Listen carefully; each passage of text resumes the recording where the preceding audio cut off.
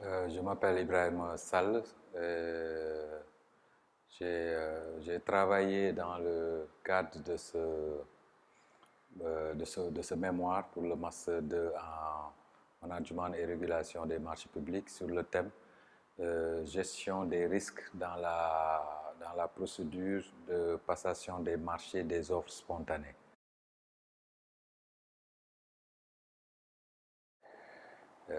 J'ai choisi ce thème en fait parce que c'est un thème qui est d'actualité, parce que les offres spontanées ont permis à l'État du Sénégal d'engranger des financements importants dans dans le secteur des infrastructures particulièrement,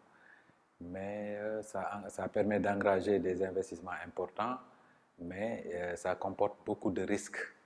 liés à la procédure elle-même, qui doit être une procédure exceptionnelle et qui doit être encadrée. Parce que si on abuse en fait dans l'utilisation de cette procédure sans pour autant prendre les gardes pour l'encadrer, il y a beaucoup de risques, en tout cas importants pour l'État, des risques financiers, mais des risques aussi opérationnels. Donc c'est un thème sur lequel nous avons travaillé pour essayer de faire une cartographie de tous les risques qui sont liés à cette procédure d'offre spontanée, particulièrement dans le secteur des infrastructures routières.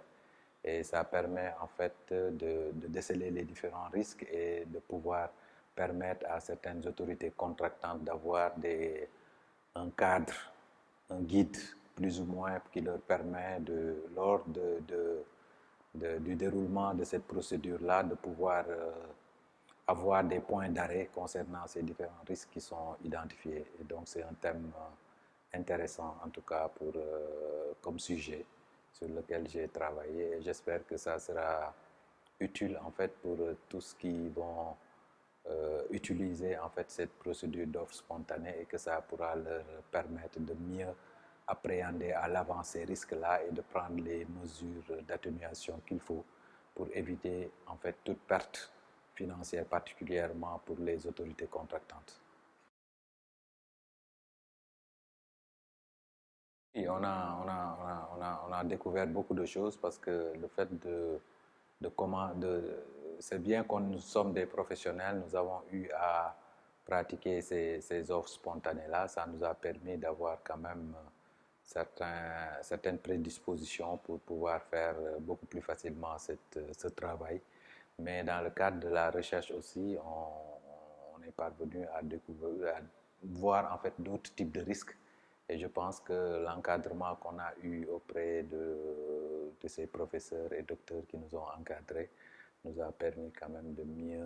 d'être beaucoup plus exhaustifs dans l'identification surtout des risques et de pouvoir les hiérarchiser et les caractériser.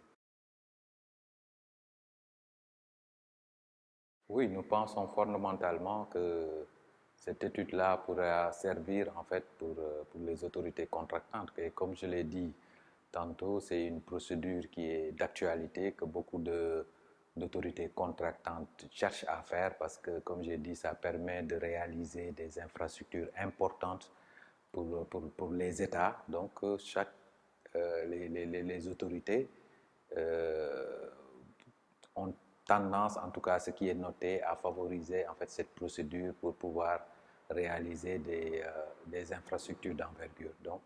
je pense que ce travail-là pourra servir en tout cas pour les autorités contractantes qui pourront, dans tous les cas, voir un peu